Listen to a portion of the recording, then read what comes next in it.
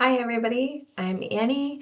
Thank you for watching me and learning with me this summer in PADM 616 Leadership and Ethics. It's been so fun. Tonight, I'm going to be talking about leading across distance. So, when people hear the words remote work, they often think about working from home or having a more flexible schedule. But in Alaska, remote work is really something different.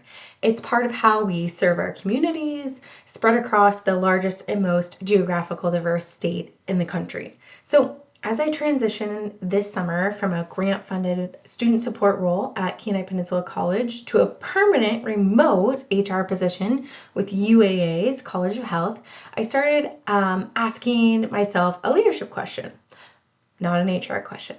So, how do leaders build trust, accountability, and organizational culture when their teams may rarely be in the same room? So, that's the question that I want to explore with you today. So, the leadership challenge. It's not really a technology problem, it's a leadership problem. Higher education is trying to recruit and retain talented employees while also they're serving students, managing public resources, and adapting to changing workforce expectations. So, leaders have to balance flexibility and accountability, support students during uncertainty, and still deliver the university's mission. So, those competing priorities are what make this such an interesting leadership challenge. So, the challenge becomes even more interesting when you think about one thing: Alaska. So, why is Alaska different? Distance is not a barrier, it's a leadership environment. And I don't think we can have a conversation about leadership in Alaska without talking about geography. So, distance, it isn't just an obstacle here, obviously. It's reality for us. Faculty teach across campuses, students attend classes from communities hundreds of miles away, staff collaborate across the state every single day. So, leadership can't depend on bumping into people in the hallway. Like, you can't have water cooler conversations all the time with everybody like you used to in office. Oh, goodness. Um, it has to be intentional. So once I started thinking about Alaska this way and leadership this way, I realized that the university itself is a really interesting leadership case study. And now moving into organizational context of this, of the University of Alaska, like leading for public workforce, I was working in a grant funded position and it gave me just a front row view, front row, front row seats to organizational uncertainty. I was riding this roller coaster and funding decisions weren't always in our control, but communication was. And from a director, it should have been. And transparency is also available and it should have been, and also supporting employees as well.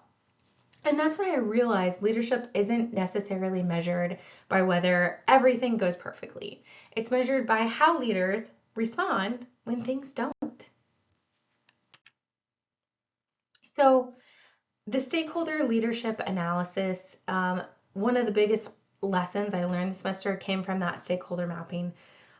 Leadership isn't about making one big happy group. It's about balancing all of these legitimate needs. They are legitimate stakeholders, students, employees, supervisors, grantors, taxpayers, communities. Everyone has something at stake. And good leadership finds a way to move the mission forward while also like respecting others who might have a different perspective and opinion than you too.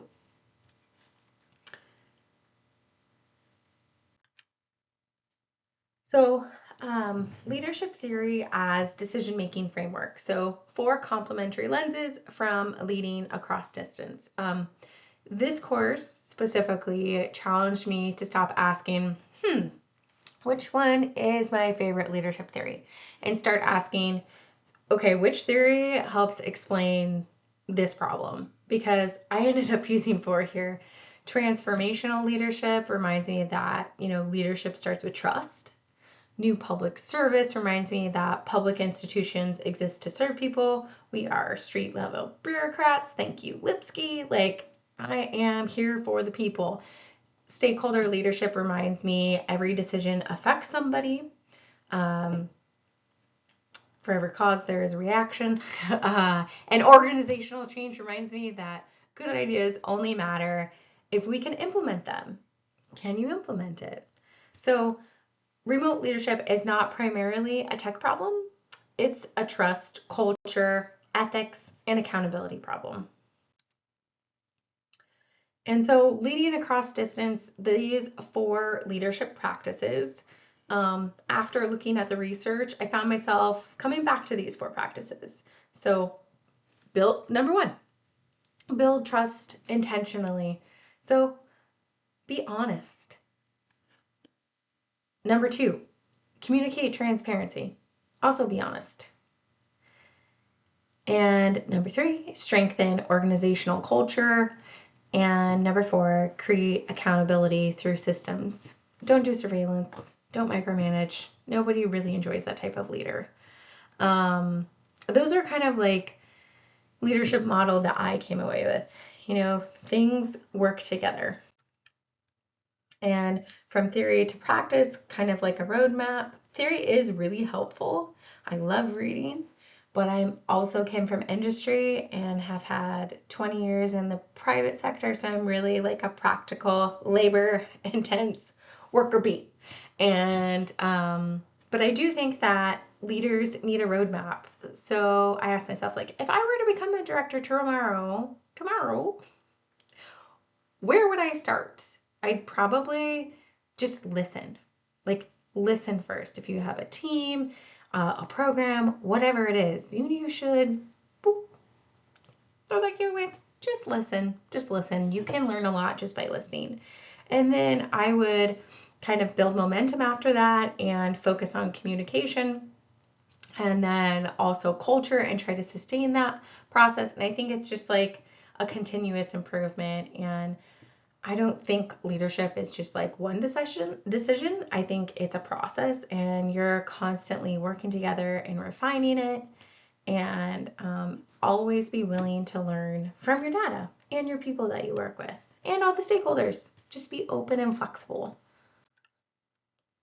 So, evaluating leadership success, measuring what matters. So, one thing we talked about all semester was accountability, or not semester, summer. Well, I guess summer semester. Okay, so accountability. So, public organizations owe results to the people they serve. And so, how would I know my leadership strategy worked? How would I know it worked? It was successful. I wouldn't measure by just like seeing how often somebody logged into Teams or see if their green dot is on. I'd look at retention, like your churn rate. I'd look at your employee engagement. I would focus on student outcomes. I would look at collaboration. I would look at communication. Those are leadership outcomes. And I think that results prove leadership is effective not by where the employee sits, whether it's in their home office, but by what is accomplished collectively. Do they get their job done? And then ethical leadership across distance. So also, one thing this course really changed for me was how I thought about ethics. So I used to think that compassion and accountability, they like competed with each other. Now I don't really think like that. Or I guess I've changed my mind. Which is okay. People constantly change. I think ethical leaders protect both and that they support employees while also protecting the public trust and that they communicate honestly and they steward public resources responsibly. And I think that's what ethical leadership looks like. So, the future of leadership in Alaska's public higher education system. When I started this presentation, I thought I was talking about remote work. I don't necessarily think I was. I think I was talking about intentional leadership, and Alaska just kind of simply provided the context for that too. Remote work was the environment, but leadership was the subject. And after this course, I've come to believe something pretty strongly. I don't think distance doesn't diminish leadership. That is a lot of D's. Distance doesn't diminish leadership. What it does is it demands more intentional leadership.